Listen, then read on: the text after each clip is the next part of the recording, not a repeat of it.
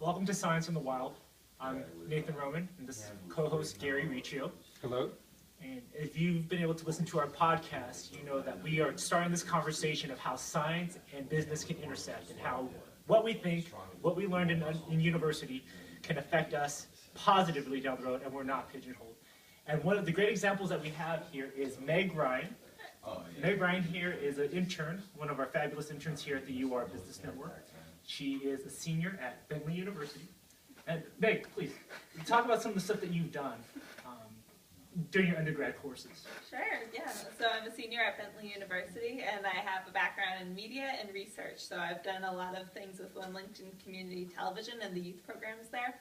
And I've also worked in research in academic and professional capacities. So it's been a lot of fun. Can you give a specific instance in how your analytical background has helped out with your TV creative side and how you saw they each benefited each other? Sure, yeah. Well, I work with the youth programs at Wilmington Television, and one of the things is we had a very, very small membership at the beginning of when I started there. And so then I started using surveys and figuring out what the kids liked, what they didn't like, and using that feedback, and those numbers gradually rose from 2 to 30, so it worked out well.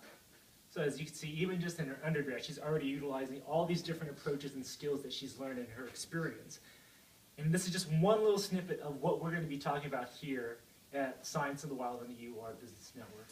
Yeah, I think Meg's a great example of the kind of people we're going to have. It's not only going to be people who are very senior in their careers, but it's going to be people who are just starting out and have found that their scientific or technical education has been useful in ways that they couldn't have anticipated. And I think that's going to be a very important message to kids who are thinking about going into science, and definitely for people who are more established who might employ people to do science in ways that are maybe a little bit different from the way that the individual was trained to begin with. So I think Meg is a great example of that. We're happy to have her on board and working together. And just a little plug for our show, please listen in on the conversation and engage as well, because Gary has a rich CV, to put it succinctly. Yeah. His background, PhD in experimental psychology, but they've been able to work with in fields like the DoD and NASA. Personally, I am just making the pivot from academia into business. And so I think you'll enjoy our conversation because somebody who's been experienced and knows how to do this, somebody who is currently doing this and learning along the way, and all of our guests will also be able to contribute to that as well. So please tune in. We will have our weekly podcast and some videos up along the way. But you also have a chance to join the conversation as well, whether it be with Twitter.